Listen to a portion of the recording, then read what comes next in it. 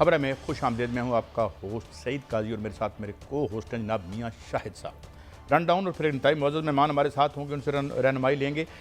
भारत अब कोशिश ये कर रहा है और के वज़ीर दिफा ने एक बयान दिया है कि वो अपनी हजीमत को किसी तरीके से इसके असरात को मिटिगेट कैसे करें। और अब वो ये कह रहे हैं कि जनाब हमने तो सिर्फ पाकिस्तान पर इसलिए चढ़ाई नहीं की और खुदा न खास्ता कब्ज़ा नहीं किया क्योंकि एटम बम की वजह से, और ये एटम बम आलमी जो इदारे हैं उनकी तहवील में दे दिए जाने चाहिए। तो ये क्या बात है, ये क्या सिलसिला है जब पूरी दुनिया, निक रॉबर्टसन CNN का जो साफ़ी है, इसके अलावा अल जज़ीरा बेशुमार जो इस बात के शाहिद हैं कि हमने किस तरीके से, और फिर चाइनीज़ जो टेक्नोलॉजी है उसका कहाँ कहाँ चर्चा नहीं हो रहा। तो ये क्या सिलसिला है? अरुणाचल प्रदेश क्या भारत से अलहदा हो रहा है क्योंकि उसका नाम बदल दिया है चीन ने और नया नाम दे दिया है। इसके बाद भारतीय रिवायती मीडिया के बाद सोशल मीडिया भी अब झूठ फैलाने में लगा हुआ है और अब वो तमाम हासिलात जो वो ज़मीन पर और फ़िज़ा में हासिल नहीं कर सके वो अब ज़मानी जमा तफरीक से टीवी की स्क्रीनों, पॉडकास्ट और यूट्यूब पे हासिल करना चाहते हैं। इस हवाले से बात करेंगे। और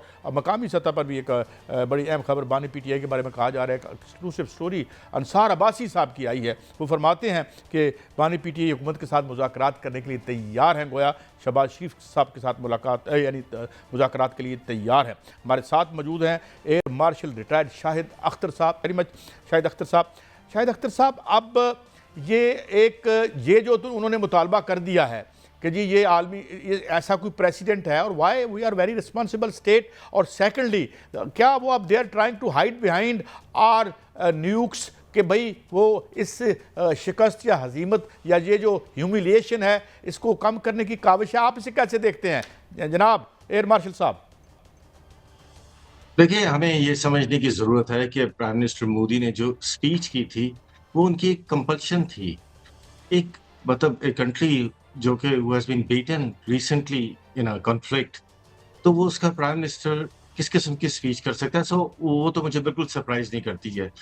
दूसरा, ये इनसे कोई पूछे कि ये कहते हैं कि पाकिस्तान ने सीज़ फायर का कहा था, तो अगर आपकी एक प्रोफ़ाइल जो थी वो विक्ट्री की तरफ जा रही थी, तो आपको किसने कहा था कि आप सीज़ फायर एक्सेप्ट करें? ये जितने आर्गुमेंट्स दे रहे हैं, मैं नाज़रीन को एक और चीज़ भी बताना चाहता हूँ कि मैं अभी देख रहा हूँ कि वो मोदी साहब की दिखा रहे हैं तस्वीर, उधमपुर बेस में खड़े हैं और लिखा है कि कहाँ तबाह हुआ उधमपुर बेस। ये लोगों को पता होना चाहिए कि एक बेस जो है वो 10 बाय 10 किलोमीटर का एरिया है, जिसमें सैकड़ों बिल्डिंग्स हैं, जिसके अंदर टेक्निकल चीज़ें हैं, उसके अंदर एक रनवेज़ हैं। जब आप अटैक करते हैं, तो आप पूरे बेस को तो डिस्ट्रॉय नहीं कर सकते हैं।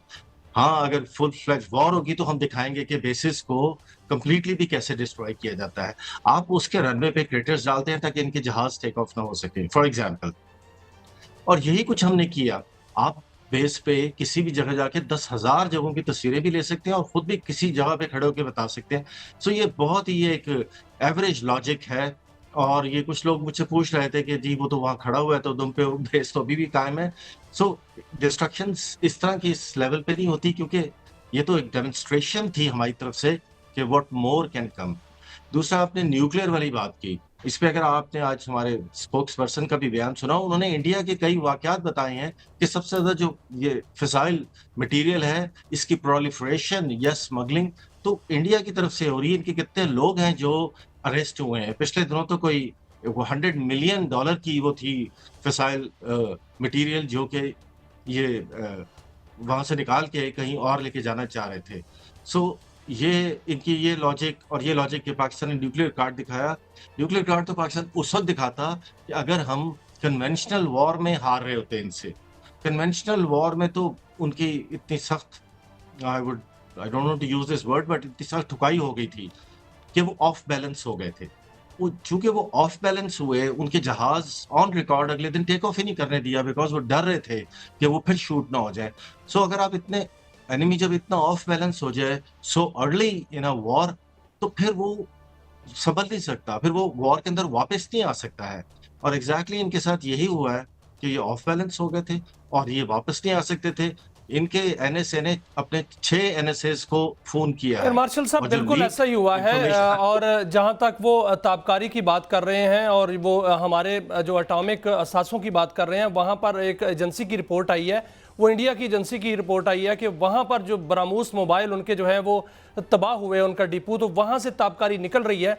असासे तो उनके महफूज नहीं है और बात जो है वो हमारी तरफ कर रहे हैं। सर मेरा सवाल ये है कि एक तो रफाल जो हैं जब वो गिरे तो उनकी मार्केट जैसे गिरी तो इंडोनेशिया ने भी वो डील जो कर रहे थे वो भी उन्होंने कैंसिल कर दी है और ये बताया जा रहा है कि चाइनीज़ की तरफ जो है वो रुझान है। एक तो इस पर जो है वो गाइडेंस दीजिएगा।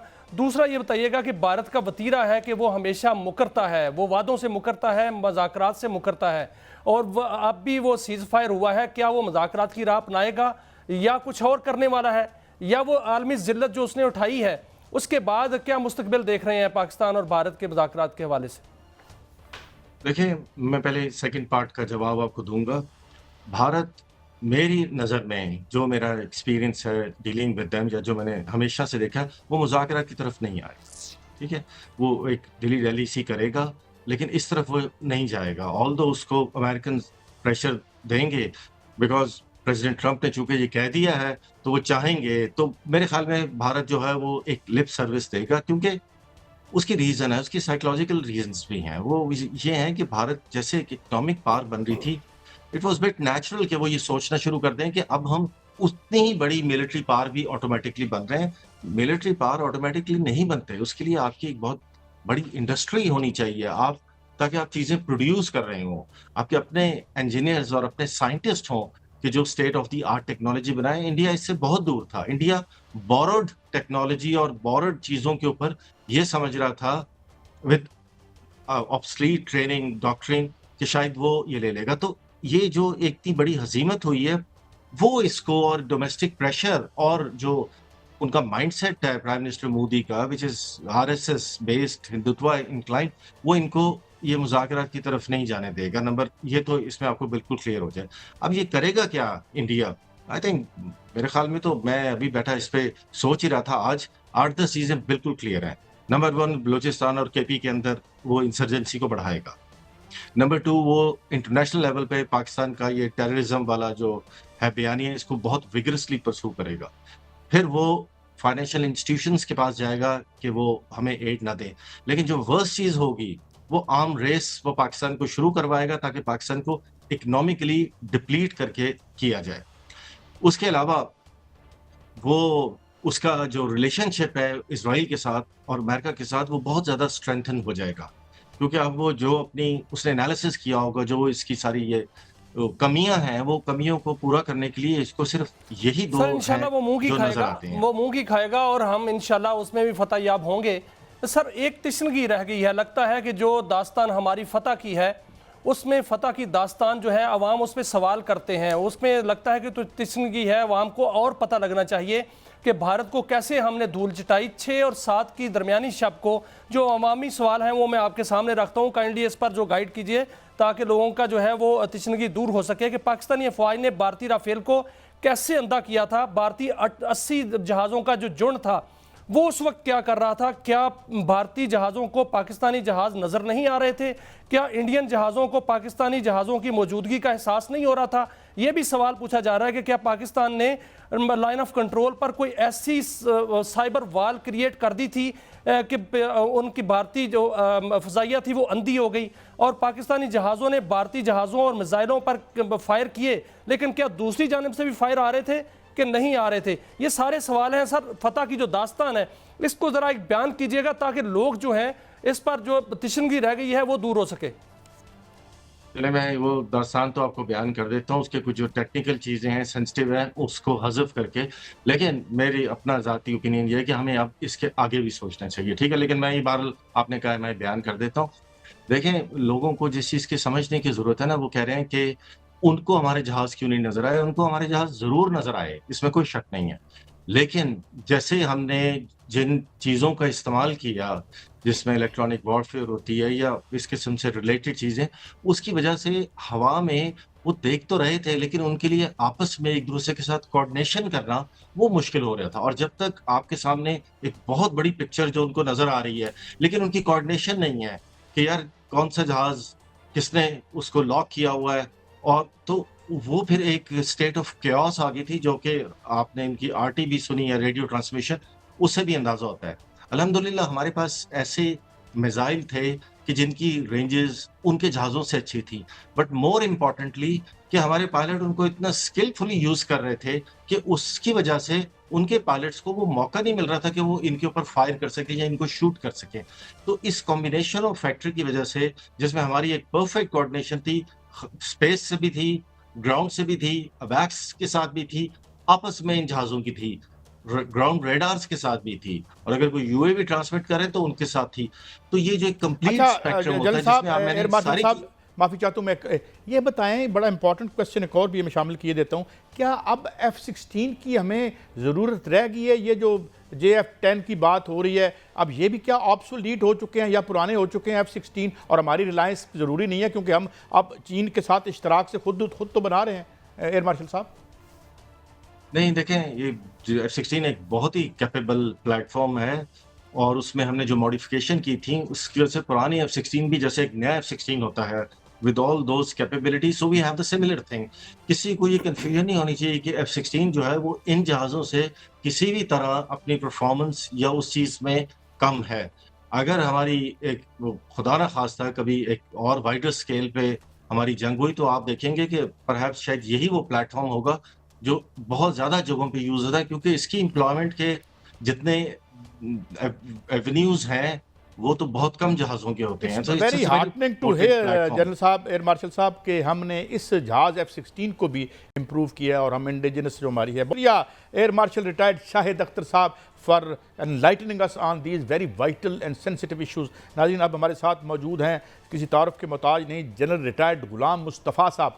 जनरल साहब, वेलकम टू द शो।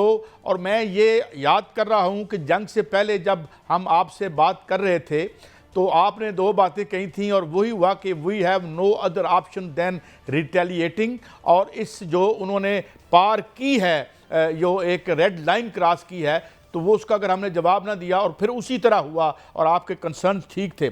अब हम कहाँ खड़े हैं? और अभी मैं आपसे आगे ये पूछना चाहता हूँ कि अब ये तो हमने कर लिया, आगे हमें क्या सोचना है, आगे कौन सी स्ट्रेटजी हमें इख्तियार करनी है? क्योंकि ये तो अभी एयर मार्शल साहब भी कह रहे थे कि वो बात नहीं करेंगे, अगर बात करेंगे तो हमसे तो शायद मोदी साहब इलेक्शन ही हार जाएं। जनरल साहब, देखिए, दो तीन चीजें हैं भाई साहब जो मैं आपके सामने रख के देता हूँ। नंबर एक तो ये है कि हम जिस तरीके से जश्न मना रहे हैं, अल्लाह ताला ने पाकिस्तान को बहुत बड़ी कामयाबी अता फरमाई है, लेकिन साथ साथ हमें अल्लाह के सामने सर झुकाए रखना चाहिए, क्योंकि मामलात अभी तक तय नहीं हुए। ये जो कुछ भी हुआ 6-7 को, उसके बाद 9-10 की रात पाकिस्तान ने 10 सुबह को जो कुछ किया, ये सब एक झड़प समझे उसको आप, एक वाइडर कॉन्फ्लिक्ट की एक झड़प समझे। मुझे भाई साहब, I don't know, maybe I am subjective, लेकिन मुझे कोई शक नहीं है कि मोदी हो या मोदी की जगह किसी और को लेके आ जाए, चाहे वो कांग्रेस हो, इन दोनों, भारत की पूरी सियासत है पाकिस्तान के इर्द गिर्द घूमती है, पाकिस्तान के खिलाफ घूमती है, चाहे कांग्रेस हो चाहे वो बीजेपी हो। हम भूल जाते हैं कि कांग्रेस ने पाकिस्तान के साथ क्या किया, बीजेपी जब 71 में बीजेपी में कर रही, इसलिए मुझे एक मकसद है ना उनका, वो हम अपनी जगह पे कायम है। नंबर 2, हमें ये, हम कहते हैं अमेरिका ने उनका साथ नहीं दिया। आपने कभी उनके जो 4 मुआहदात हैं उनसे गौर किया है भाई साहब?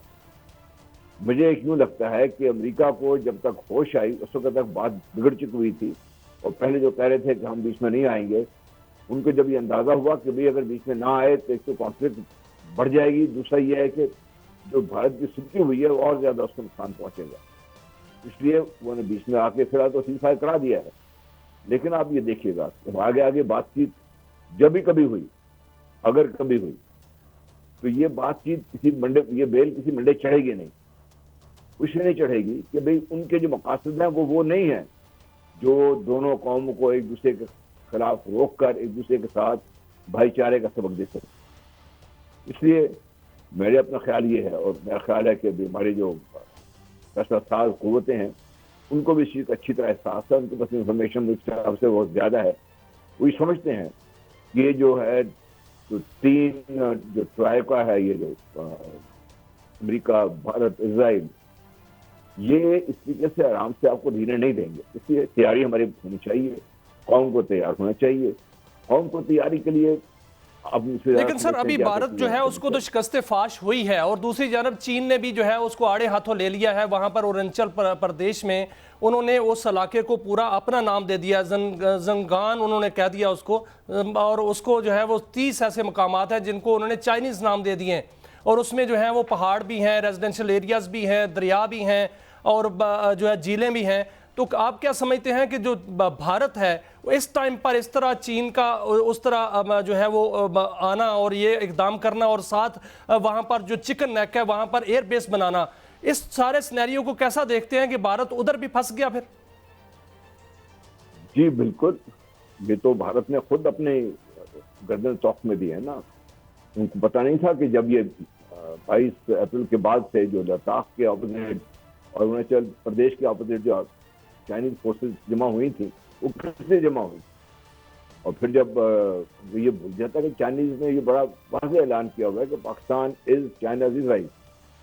आपने ये देख लिया कि जैसे हम हमेशा से हम ये समझते हैं शायद चाइनीज टेक्नोलॉजी, हमें अंदाजा नहीं है दुनिया कहाँ से कहाँ पहुंच चुकी है, खासतौर पर चीन जो है इस वक्त। और किस तरीके से पाकिस्तान की ये जो कन्वेंशनल कैपेबिलिटी है इसको बढ़ाया गया है। और जो भारत के जो दानिश्वर हैं, जो समझदार लोग हैं, उन्होंने भारत को बहुत पहले खबरदार किया था कि आपको जब भी होगी आपको 2 फ्रंट वॉर का सिनेरियो होगा। अभी होगा क्या, जो मैं सोचता हूँ, देखिए चीन के पास अफवाजी कुव्वत या लैंड फोर्सेस जो है वो सबसे ज्यादा है दुनिया में। उनके पास पहले तो कमी थी एयरफोर्स की, वो भी उन्होंने काफी हद तक पूरी कर ली हुई है। उनके पास कमी थी नेवी की, तो नेवी को उन्होंने 2 स्टेज करके वो भी बहुत हद तक उस पर काबू पा लिया उन्होंने, अपनी कमजोरी थी उसकी। जो उनके ऑपोजिट जो कुव्वतें सफारा हैं, चाहे वो भारत है, चाहे वो इसराइल है, चाहे वो अमेरिका है, बरतानिया, फ्रांस, इनकी कुव्वत क्या है, नेवल पावर है या एयर पावर है। ये दोनों पावर्स हैं, इनकी लिमिटेशन अभी खुल के सामने आती जा रही है सबके सामने। तो जब तक वो उनकी लैंड फोर्स यहाँ पहुंचेगी बहुत देर से उसकी होगी। तो ये वो इश्यूज हैं, ये वो पॉइंट्स हैं जिसकी वजह से अगर कोई बातचीत होगी तो पाकिस्तान और चाइना को मिलकर बैठ के बात करनी पड़ेगी। ये जिन्होंने कहा है कि न्यूट्रल वेन्यू होगा, न्यूट्रल वेन्यू ऐसा होना चाहिए जहां पे पाकिस्तान को किसी किस्म की कोई शर्मिंदगी या कोई खफगी के सामने ना वो सर झुका के नहीं जाना पड़े। अब मेरी बात समझते हैं। लेकिन सर इसमें दिलचस्प बात जो है वो खबर ये आ रही है कि वो जो चीन ने वहां पर ऐलान किया है उस इलाके का, उसको जो है वो अपना नाम दे दिया है, चाइनीज नाम दे दिए हैं।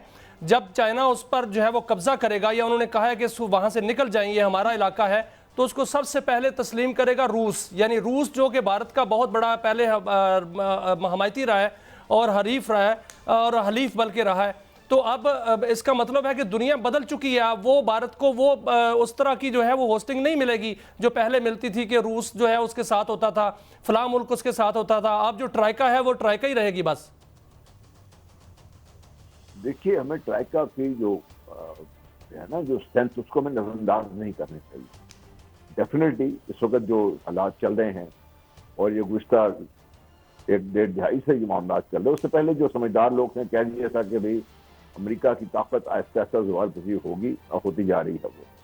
और वो ढलती हुई ताकत का जो मसला ये है कि उनको उस ताकत को वो इस्तेमाल करने से बाज नहीं आएंगे। और उनके साथ बरतानिया है, फ्रांस है, वेस्टर्न यूरोप है, न्यूजीलैंड तो खैर किसी हद तक पीछे हट कर रहेगा, ऑस्ट्रेलिया है। ये सारी जो कुव्वतें हैं इनका मकासद आप देखिए ना, अभी जब ये ट्रम्प साहब गए हैं अभी सऊदी अरेबिया से सीरिया का उन्होंने बाहर निकले तो कहा कि सीरिया का जो सीज फायर हो गया हमारा, ये हिस्ट्री खत्म हो गई है इससे। क्यों खत्म हो गई है उससे? जहां तक रूस का ताल्लुक है, रूस को यूक्रेन में फंसाया उन्होंने काफी एफर्ट करके। अब रूस ये तस्लीम तो कर लेगा, लेकिन रूस किसी तरीके से खुल के इस तरीके से सामने नहीं आ सकेगा, क्योंकि रूस को सीरिया में भी मसाइल का सामना है। रूस ने बंदरगाह पे सीरिया में इतना ज्यादा इन्वेस्ट किया हुआ है, वो उसको अपने हाथ से जाने का खतरा है। इसलिए डेफिनेटली दुनिया बदल रही है, ताकत का तवाज़ुन बदल रहा है ये। और ये फक्स है ना, ये ताकत का तवाज़ुन, यही वो भारत का ख्याल था कि स्टडी स्पेस है, इसमें इस्तेमाल करके वो। अच्छा जल साहब, एक और हवाले से मैं पूछना चाहता हूँ आपसे कि एक तो चले ये ब्लॉक तो हैं, लेकिन इन ब्लॉक्स के अंदर जो लड़ाइयाँ हैं, मतलब अभी हम आज सुन रहे थे कि 20-22 बिलियन डॉलर की इन्वेस्टमेंट निकाल ली है इंडिया से अमेरिका ने, जो एप्पल की है। और एक दफ़ा उन्होंने भी ऐलान किया था जी कि हम भी उन पर टैरिफ स्लैब करेंगे। तो आपको लगता नहीं है कि जो वेस्ट था ये इतना यकजा नहीं रहा और ट्रेड वॉर्स और आपस की लड़ाई में ये और वीकन हो रहे हैं और ऊपर से फिर एक रिसेशन है और फिर हम इस न्यू लिबरल इकोनॉमिक प्रोजेक्ट का बेड़ा गर्क करके रख दिया रशिया ने। How much this factor will play a role in जो पसपाई है मगरब की? जनरल साहब। साहब, आपने मगरब की दुखती रख पे हाथ नहीं रखा, पूरा अपना वजन डाल दिया माशाल्लाह। वो जो दुखती रख गया ना, वो इस वक्त वो चिल्ला रहे हैं इस बात पे। ये सारी दुनिया को पता है क्या उनके साथ हो रहा है। मैं सब ये जहां तक ईस्ट का ताल्लुक मैं उसका जिक्र कर रहा था। मगरबी दुनिया के मसाइल और भी बहुत ज्यादा है। मगरबी दुनिया के जो मुल्क हैं इस वक्त, बरतानिया ले लें, फ्रांस ले लें, और अब उनके जहाँ उनके अपने लोगों की जिंदगी ये हुई है, महंगाई बेइंतहा जोरों पर है। उन्हें रूस से पंगा लेने के बाद गैस के मसाइल, दूसरे मसाइल, डेथ, ग्रेट ब्रिटेन, बाकी सबको मसाइल हैं इसके। फिर अमेरिका ने देखिए जो काम किया है, उसने जहां जहां मुमकिन था उसने तजारती मुआहदे अपने फेवर में करनी है। यूक्रेन में देख लीजिए, मुआहदे उसने फेवर में करनी है उसको। तो मगरबी दुनिया को इससे क्या मिलेगा इसको? इसी तरह सीरिया की जो मादनियात है उस पर भी उसने अपना हक जमा लिया है।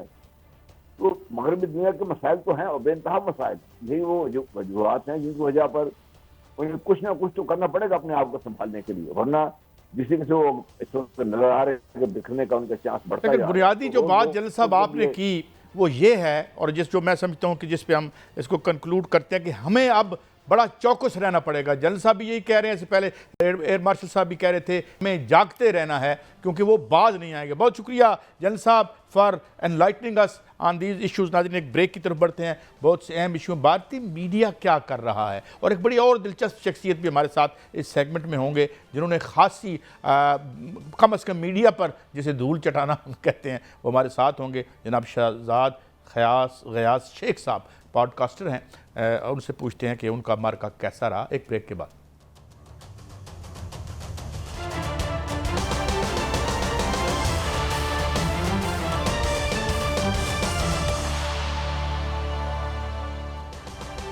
Welcome back. नाज़रीन, हमें ज्वाइन किया है मारूफ पॉडकास्टर, तजिया नगार जनाब शहजाद गयास शेख साहब। गयास साहब, बहुत शुक्रिया आपका। और हम आपको सुनते तो रहते हैं, मगर आपने किसी इंडिपेंडेंट आलमी जो एक पॉडकास्ट था या जो भी प्लेटफॉर्म था, वहाँ आपने खासी क्लास ली। और बरखा दत्त जो है वो भी मैं बड़ा उनको फॉलो करता था कि एज आ एक माकूल यानी शख्सियत के तौर पर। तो ये बताएं ये क्या हुआ? और हजूर आप फार्म में बहुत थे, ज़रा एक्सप्लेन तो करें। अस्सलाम वालेकुम, थैंक यू सो मच, आपने हमें आज दावत दी है। बस सर, पीएएफ से थोड़ा इंस्पायर हो गया था। अगर हमारे जो बॉयज़ हैं वो हवा में उड़े और राफेल गिरा कर आए, तो फिर मैंने भी सोचा कि थोड़ी बहुत तो हमारा भी बनता है फ्रंट फुट पर बैटिंग करने का। बिल्कुल ऐसा है कि एक इंटरनेशनल शो था। इंडिपेंडेंट कितना है मुझे नहीं पता, ज़ाहिर-सी बात है, हर किसी के अपने बायस होते हैं, अपने मकासद होते हैं, अपने एजेंडाज़ होते हैं। तो पियर्स मॉर्गन भी उनसे बालातर नहीं है। जहाँ तक बरखा दत्त का पर्सनली सवाल है, जो मुल्क की अपनी इंटरनल पॉलिटिक्स होती हैं वो मुल्क के लोग ही बेहतर समझते हैं। काफ़ी पाकिस्तान के भी ऐसे सहाफ़ी हैं जो सबसे मायनात सहाफ़ी हैं।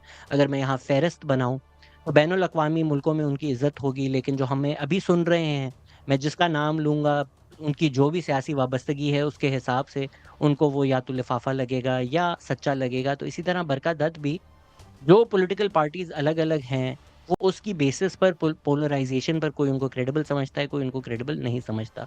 लेकिन अब जो हमने देखा है, इसको मैं कहता हूँ capitulation of the Indian media, कि बिल्कुल ही वो झुक गए हैं नरेंद्र मोदी के सामने, उनकी हुकूमत के सामने। क्रिटिकल वॉइसेस बिल्कुल ख़त्म हो गई हैं। बरखा दत्त बीजेपी को काउ टेररिस्ट बोलती थी, और आज ये वही गोदी मीडिया की स्पोक्स पर्सन बनकर इस तरह की खबरें दे रही हैं कि पायलट भी अरेस्ट कर लिया, नेवी को भी बेस भी तोड़ दिए हमने कराची में, और F-16 भी गिरा दिया। तो अब पूरा ही उनका मीडिया खुलकर झूठ बोल रहा है, बिल्कुल बेशर्मी से झूठ बोल रहा है।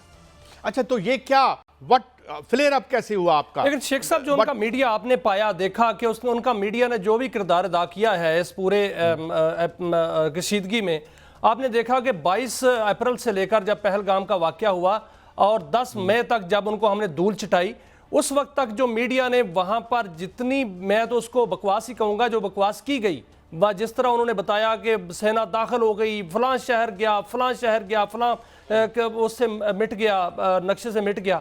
आपने कैसा मीडिया पाया? आपने पूरी दुनिया का मीडिया देखा है, पाकिस्तान का भी मीडिया देखा है, भारतीय मीडिया को कैसा पाया आपने?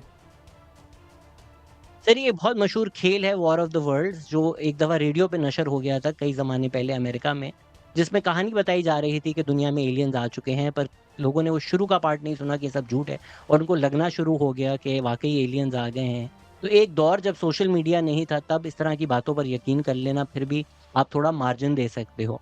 मुझे तो ताज्जुब हो रहा है कि इंडियन ऑडियंसेस ने कैसे यकीन कर लिया सोशल मीडिया के दौर में।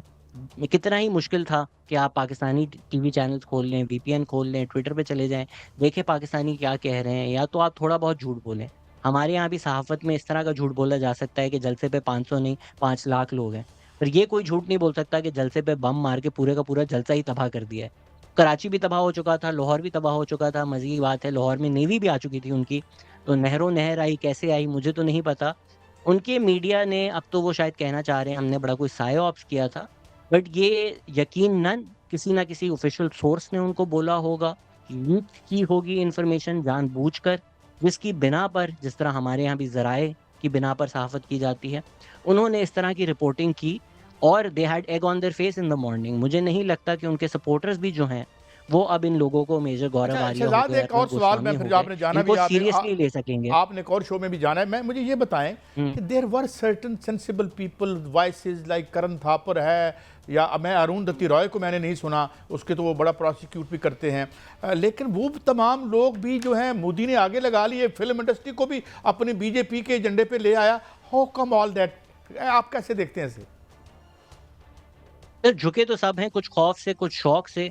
एक तो पर्स स्ट्रिंग्स को पुल किया जा सकता है कि जो चैनल है, जिस तरह पाकिस्तान में भी हम देखते हैं, अगर आप एड रेवेन्यू जो है, जो सारी कंपनीज़ से आता है, तो इंडिया में भी बीजेपी का कैपिटलिस्ट जो हैं अडानीज़ और अंबानीज़, उनसे एक बहुत गहरा कनेक्शन है। वो कंट्रोल करते हैं एड्स किस चैनल पे जाएगा, उसके थ्रू आप नैरेटिव कंट्रोल करते हो उन चैनल्स पर। तो जो मेन स्ट्रीम मीडिया है, वो तो उस तरह से कंट्रोल हो जाता है। फिर एक विजिलेंटी जस्टिस देखते हैं, जिस तरह पाकिस्तान में भी हमें नज़र आता है कि आप अगर किसी मखसूस पार्टी को बुरा-भला कहने की हिम्मत कर दें सोशल मीडिया पर, तो इतनी आपको गालियाँ पड़ती हैं कि अगली दफ़ा आप भी तौबा करते हैं कि इस आदमी की तनकीद नहीं लेकिन करनी। शेख साहब ये उसी तरह ध्रुव इंडिया राठी में को होता क्या है, हुआ, कभी वो डंडे लेकर तो भी एक पहुँच जाते हैं। इंटरनेशनल वो मीडिया से उसका है, वो तो इंडिपेंडेंट जो है वो यूट्यूबर है, उस वो भी बिक गया, वो भी इसमें जो है वो लिफाफा ले लिया, या मोदी मीडिया गोदी मीडिया बन गया। ये बिक गया लिफाफा इस तरह की तो मैं तो नहीं कोशिश करता कि गुफ्तगू करूं, क्योंकि वो वह भी जर्मनी में वो बिकने लिफाफे लेने वाले नहीं हैं। पर आप ना एक जज्बे में भी आ जाते हो मुल्क के। एक वक्त जब आप जंग में हो, तो आप कोशिश करते हो कि यार जो जायज़ा मैंने अपनी हुकूमत का लेना है या जो क्रिटिकलिटी रखनी है, वो थोड़े वक्त के लिए goes out of the window, क्योंकि इस वक्त जो हमारे मुल्क का एजेंडा है, we are now at war. So whatever helps my country, वो हम भी यहाँ जो मीन्स बनाते हैं, I am willing to sacrifice my life for Pakistan. तो मेरे ख्याल से वो उस जज्बे में थोड़े बह चुके हैं। मैंने भी उनकी वीडियो देखी, बिल्कुल ही एक नाकिस वीडियो थी, उसमें कोई सबूत उन्होंने प्रेजेंट नहीं किया। अपना ही एविडेंस, अपनी ही गोदी मीडिया का एविडेंस देकर उन्हीं की बातें कर दी, अपनी ही आर्मी प्रेस ब्रीफिंग्स का एविडेंस देकर उनकी बातें कर दी। तो ध्रुव राठी से मैंने ये एक्सपेक्ट नहीं किया था। Highly disappointing video by him. अच्छा, तो और लेकिन ये फरमाइए शेख साहब कि हम कोई बात, सख्त से सख्त बात, आपका मेरा इख्तलाफ हो सकता है, इख्तलाफ तो कोई, ये जो मैनरिज्म था, जो थिएट्रिक्स थे, लगता है कि सारा मीडिया अर्नाब गोस्वामी के पीछे चल पड़ा, शायद यही एक सक्सेस स्टोरी की वजह से या किसी वजह से। सही, तो बहुत पुराना मुहावरा है कि वो वक्त चला गया कि कुत्ता इंसान को काटे तो वो खबर होती है, इंसान अब कुत्ते को काटे तो वो खबर होती है। तो सोशल मीडिया पे जो ये सबसे ज़्यादा एक वायरल सेंसेशन बनने का सबको शौक हो गया है, तो वो सबसे ज़्यादा जो आप अजीब हरकत करोगे, उसके चांसेस सबसे ज़्यादा हैं वायरल होने के। वो आप इस मकसद से नहीं कर रहे कि कोई गुफ्तगू हो, कोई सहल-हाज़ बात हो, वो आप इस मकसद से कर रहे हैं कि एक जो ख़ास ऑडियंस है, जो आपको सहराएगी इस तरह की बात करने पर। तो सोशल मीडिया पर भी ये होता है कि आप अगर किसी को जवाब दे रहे हैं, आपकी कोशिश लेकिन होगी कि शेख अगर साहब इसने ये एक जो गाली दी है तो ध्रुव मैं राठी 10 है, ये गालियाँ तो दूँ। जर्मनी में रहता है, इंडिया में रहता भी नहीं है। उसको क्या ये डर था कि उसका जो है वो चैनल बैन हो जाएगा, क्योंकि उसने जो है वो पहले वही ये सहाफ़ी है कि जो इंडियन मीडिया पर तनकीद करता था, लेकिन वो जो है उस दिन उसमें बह गया और वो इस तरह की बातें कर रहा था। इसके अलावा देखा जाए कि वो मुसलमान मुल्कों के खिलाफ जो है वो बातें कर रहा है, वो तुर्की के खिलाफ बातें कर रहा है, तीसरे मुसलमान मुल्कों के खिलाफ बातें कर रहा है जिन्होंने पाकिस्तान की हमायत की, चीन के खिलाफ बातें कर रहा है। तो ये जो इंडिपेंडेंसी है ये कहाँ गई? ये तो फिर वो भी तो उसी मीडिया का हिस्सा बन गया जो गोदी मीडिया है भारत का। नहीं, मुझे नहीं लगता बदयांती से उन्होंने किया है ये। अगर वेपन्स ऑफ मास डिस्ट्रक्शन वाला झूठ आपको याद हो, जब पूरी दुनिया को बताया गया था कि इराक में वेपन्स ऑफ मास डिस्ट्रक्शन है, तो बहुत सारे क्रेडिबल न्यूज़ एजेंसीज, जर्नलिस्ट, उन्होंने भी अपनी हुकूमत का यकीन कर ये रिपोर्ट किया। जंगजू जब एक हालत बन जाती है तो कहीं न कहीं आपकी क्रिटिकैलिटी, आपका जर्नलिज़्म वो कॉम्प्रोमाइज़ हो जाता है जज़्बे के अंदर। तो मुझे भी यही लगता है कि ध्रुव राठी जज़्बे के अंदर बह गए हैं, जिसमें जो उनको नॉर्मल जर्नलिस्टिक स्टैंडर्ड्स अपहोल्ड करने चाहिए थे, उन्होंने इसीलिए इस तरह की बातें की। इस मकसद से नहीं की कि वो मुसलमानों के खिलाफ हैं या पाकिस्तान के खिलाफ हैं। इस वक्त बस वो Indian agenda, Indian political agenda जो है, and Narendra Modi and the hijacking of the Indian mind, उस लहर में वो बह गए, जज्बात में। एंड उम्मीद करता हूँ कि अच्छा साल भाई, 2 लास्ट साल नहीं तो क्वेश्चन 5 टू साल यू, बाद एज आई नो उनको दैट एहसास यू हैव होगा। You have a limited time. कुछ लोगों ने कोई अच्छी बातें की भी, और मुझे भले से नाम याद नहीं आ रहे, मगर उन्होंने भी अपनी ट्वीट्स जो हैं वो डिलीट कर दी। शहजाद साहब, फिर ज़ाहिर-सी बात है, कौन चाहता है कि पूरी दुनिया हमें गालियाँ दे? 100-200 नहीं तो 1000 गाली के बाद बंदा सोचता है कि यार डिलीट ही कर दो। जो मेरे साथ पैनलिस्ट थे रणवीर अलाहाबादी, उन्होंने सिर्फ़ इतना ट्वीट किया था कि पाकिस्तानी जो अवाम है, वो मेरे भाई और बहन है। आप लोगों ने भी सोशल मीडिया देखा होगा कि हम जंग की हालात में भी जब थे, इंडिया को जो इंसान जितना बुरा-भला बोल रहा है, आम इंडियन को किसी ने गाली नहीं दी। मुंबई मस्ट बी डिस्ट्रॉयड हमारी मीडिया पे नहीं हो रहा था। दिल्ली पे बम मार दो, दिल्ली को फ्लैटन कर दो, इस तरह की गुफ्तगू पाकिस्तान में आपको नहीं नज़र आ रही थी, इस तरह की नफ़रत नहीं नज़र आ रही थी। शहजाद, वहाँ पर मैं इस सोशल मीडिया तो नोट पे दूर, बात मेनस्ट्रीम करता मीडिया हूँ पे नज़र आ रही है। आपकी बात को दोहराते हुए कि वो वहाँ का जो आम ऑप्रेस्ड आदमी है, उसके लिए हमारे एटम बम से ज़्यादा ख़तरनाक मोदी है। जब उन्हें ये समझ आ जाएगी तो शायद कुछ बेहतरी आ जाए। बहुत शुक्रिया शहजाद गयास शेख साहब, आपने हमें वक्त दिया। एक ब्रेक है नाज़रीन, ब्रेक के बाद वापस आएंगे तो मियाँ साहब के पास कुछ स्टोरियाँ बानी पीटीआई की बात करेंगे। वो मुज़ाकरात के लिए तैयार हो गए हैं, अच्छी बात है। अब इस जो अब जैसे हम कह रहे थे कि यार इधर अपना घर भी हम ज़रा दुरुस्त कर लें अगर हो पाए तो। एक ब्रेक के बाद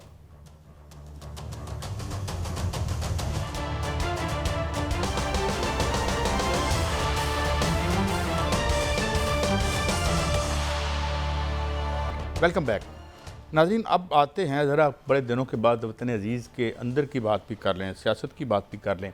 आज बड़े एक मारूफ साफ़ी हैं अंसार अब्बासी साहब, उनकी स्टोरी एक बड़े अखबार में छपी है। मियाँ साहब वो ये कहते हैं कि बानी पीटीआई जो हैं वो अब प्राइम मिनिस्टर साहब से बात करने के लिए तैयार हैं। ये एक तो इस खबर की विरासिटी के बारे में बताएं, और सेकेंडली फिर क्या इसे भी हम यानी वैसे तो यू टर्न की मैं तो खिलाफ इतना नहीं हूँ, लोग अपने रीथिंक करते हैं, क्रिकेट खेलते हुए अपना स्ट्रोक चेक भी कर लेते हैं। क्या खबर है आपके पास, ये क्या डेवलपमेंट है मियाँ साहब? देखें कायद साहब, ये खबर बिल्कुल ठीक है और ये इस खबर का बैकग्राउंड राब्ते हैं जो कि गुज़श्ता साल 24 नवंबर 2024 से शुरू हुए थे। और अब उस वक्त एक अटैम्प्ट हुई थी और उस वक्त काफ़ी काम हो गया था, लेकिन बाद में वो किसी वजूहात की बुनियाद पर जो है वो पाया तकमील तक ना पहुंच सका। फिर रमज़ान के अंदर जो है वो कुछ मुलाकातें हुई, कुछ रिटायर्ड लोग जो हैं वो बानी पीटीआई से मिले, और उस दौरान आपने देखा कि बुशरा बीबी जो हैं वो भी उन्होंने भी कायल करने की कोशिश की। जो अली अमीन गंडापुर हैं उन्होंने भी जो अपना किरदार अदा किया, और साथ साथ जो मोहसिन नकवी साहब हैं उनका भी बड़ा किरदार रहा है। अब मामला ये है कि बानी पीटीआई कायल हो चुके हैं और बानी पीटीआई जो है वो मुज़ाकरात पर राज़ी हैं। और इससे पहले आपने देखा कि जब मुज़ाकरात शुरू हुए थे तो बानी पीटीआई ने एक तारीख दे दी थी कि 31 जनवरी तक अगर मुज़ाकरात होते हैं तो ठीक है, वरना इनको ख़त्म कर दिया जाए, तो वो पहले ही ख़त्म कर दिए गए थे। लेकिन अब बानी पीटीआई ने खुद कहा है गौहर अली खान से कि मुज़ाकरात किए जाएँ। आज पार्लियामेंट के अंदर भी गौहर अली खान इस बात पर कायल थे कि मुज़ाकरात होने चाहिए, और इसके सिम्टम्स का साहब एक मैं आपको बताता हूँ वो नज़र आ रहे हैं। वो ये हैं, जो इसकी निशानियाँ हैं वो ये है कि आज बानी पीटीआई की सज़ा मुअत्तली की जो तारीख है वो आज समात थी और उस पर 1 हफ्ते के लिए मुलतवी कर दी गई। नोटिस जारी हो गए हैं जो पहले नहीं हो रहे थे। और ये जो मामला है मुज़ाकरात का, इस्टेब्लिशमेंट इसको वाजे कर चुकी है कि मुज़ाकरात सिर्फ सियासी क़यादत से होने हैं, तो वज़ीर आज़म सियासी क़यादत है, तो सियासी क़यादत के साथ आप मुज़ाकरात होंगे। और मुझे लगता है कि अब मामलात काफ़ी हद तक हल हो चुके हैं जो कि मुज़ाकरात की शक्ल में सामने आ जाएंगे। नहीं, एक तो कुछ लोग इसके डांडे जो खान साहब के फर्जंदान अर्जमंद हैं उनके मंजर आम पर आने को भी कह रहे हैं, इंटरनेशनल कुछ लोग दबाव की भी बात करते हैं, मगर सवाल यह है कि पीएम साहब क्या दे पाएंगे उनको। आप जानते ही हैं जो हमारा पावर स्ट्रक्चर है वो हर मुल्क का अपना अपना होता है, तो आप क्या समझते हैं कि पीएम साहब has been, I am very careful in स्टेटिंग this fact कि वो बड़े इख्तियारात के साथ ये गुफ्तगू करेंगे? देखें कायद साहब, बच्चों के जो इंटरव्यू हुए हैं वो बाद में हुए हैं, वज़ीर आज़म ने पहले ऑफ़र किया और बच्चों के इंटरव्यू एवं नहीं हुए। ये सारे के सारी निशानियाँ हैं कि मामला जो हैं वो जब तय पा जाते हैं तो फिर ऐसी निशानियां ज़ाहिर होना शुरू हो जाती हैं जो मामला सीधे होना शुरू हो जाते हैं। और उससे पहले आप देखें कि जब भी बानी पीटीआई से कोई मिलने जाता था तो वो दो टोक जवाब देते थे। अब बानी पीटीआई से मिलने कोई नहीं गया। और आपने एक और निशानी आपको बताऊं कि काफ़ी देर बानी पीटीआई की जो मुलाकातें हैं वो बंद रहीं। हर कोई बानी पीटीआई से मिलने नहीं जा रहा था, कोई मखसूस जो लोग थे वो जा रहे थे और वो आकर जो बात कर रहे थे उस पर भी गौर करें। ये सारे मामला जो हैं वो जहां तय पाए हैं, जिस बैक डोर राब्तों से तय पाए हैं वहां पर तय पाए हैं। और इसमें कायल किया गया है बानी पीटीआई को बाकायदा तौर पर। जो उनको कहा जा रहा था कि उन्होंने करना क्या है, वो किस तरह जो है वो रिहा हो सकते हैं, वो बाहर आएँ, अपना किरदार अदा करें, लेकिन मौजूदा सिस्टम को माने और मौजूदा सिस्टम के साथ चलें। मौजूदा सिस्टम को डीरेल नहीं होगा। और ये भी उनको कहा जा रहा था कि बिल्कुल इस तरह का माहौल नहीं बनाना। अच्छा मियां साहब, वो जो बयानिया था, बानी पीटीआई जो है वो कायल हो गए हैं और ये मामला तो आगे बढ़ेंगे। लेकिन वो जो करप्शन का बयानिया था फिर वो उसमें कोई कमी आ जाएगी वैसे खान साहब की तरफ से, उस तरफ से तोपें खामोश हो जाएंगी? लेकिन कायद साहब जो करप्शन का आपने बात की है ना, ये आइंदा आने वाले आप दिनों में देखेंगे करप्शन पर जो है वो हाथ पड़ने वाला है। वो एक अलग कहानी है। वो करप्शन की जो कहानी है उस पर जो हमारी एस्टेब्लिशमेंट है या जो हमारे मुख्तर हल्के हैं वो भी बड़े कंसर्न है कि मुल्क से करप्शन खत्म होनी चाहिए। और इस हवाले से नैब भी एक्टिव होने जा रहा है और बाकी इदारे भी एक्टिव होने जा रहे हैं। और जो करप्ट लोग हैं उनके गिरबानों को हाथ पड़ने वाला है। खान साहब का वो भी जो है वो बयानिया उस पर भी एड्रेस हो जाएगा। तो मामला जो है खान साहब के लिए जो मामला थे वो बेहतर हो रहे हैं। चलें, मैं इस बात पे आज के प्रोग्राम को क्लोज करता हूँ। हमें ये जंग के पस मंजर में भी देखना चाहिए what is the quality of leadership. कितने उजले दामन वाले ये लोग हैं जो हम पे अब हुक्मरानी कर रहे हैं और जो अंदर गए हुए हैं उनके दामन कितने उजले हैं, ये हमें देखना चाहिए। और हमें एक चीज़ पे आज के प्रोग्राम का खात्मा करते हैं कि हम एक ऐसे जंक्चर पे हैं जहां हमें बड़ी सॉलिड, पढ़ी लिखी और करप्शन से पाक पॉलिटिकल लीडरशिप चाहिए। फिजाइया ने तो हमारे कख रख ली, हमारी इज़्ज़त रख ली, हमारा दिल खुश कर दिया, फ़ौज ने भी किया, मगर ये पॉलिटिक्स का ये अब जो मौका मिला है इसमें हम सफाई कर पाएंगे? ये बड़ा अहम होगा हमारे फ्यूचर के लिए। आज का शो था आखिरी हफ्ते का, मंडे को मिलेंगे। अल्लाह हाफिज़।